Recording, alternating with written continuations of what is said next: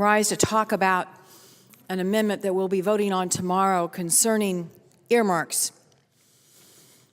I have, since coming to the Senate, decided that I'm not going to participate in what I think is a very flawed process. I don't think it's the right way to spend public money. I'm not going to quarrel that some of the projects that have been funded are meritorious. They are. In my state, some of the projects that have received earmarked funds are wonderful expenditures of public money, but it's the way in which the money is expended that is the problem. The way it's decided is the problem. It's the process.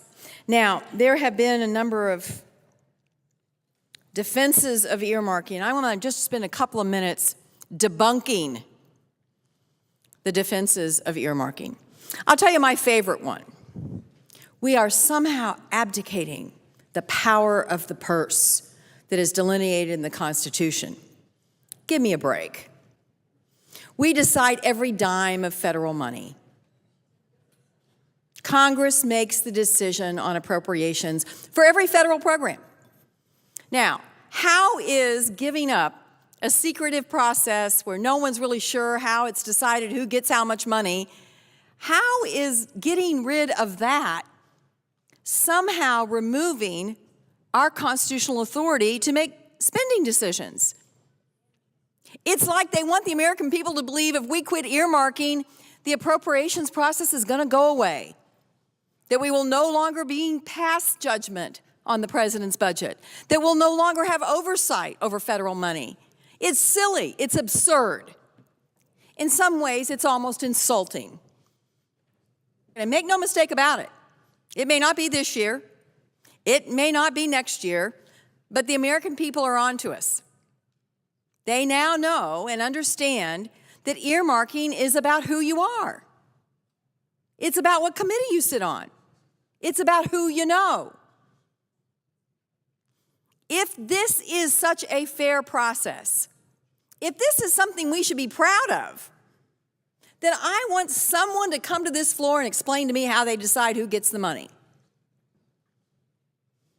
In some committees, the ranking member and the chairman of the subcommittee get more money than everybody else. In other committees, they don't. Where is that decided? In what room? Is there a hearing? Can I go and watch? When the money is split up, who's in the room? Who's on the phone? If we are brutally honest with the American people, we will tell them that that's a process we just don't want them to see. It's not a committee that says no to these earmarks. It's not a chairman.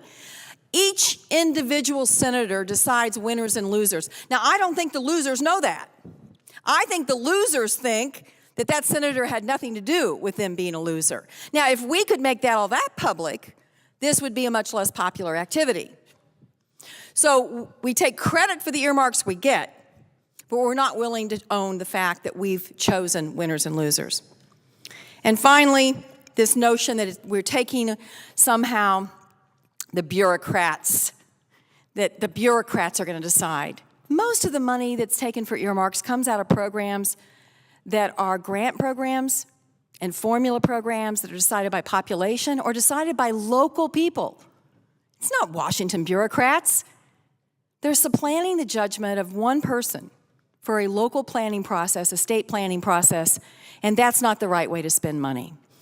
I hope people vote for the Coburn-McCaskill amendment tomorrow. We need to end earmarking. It's the wrong way to spend public money.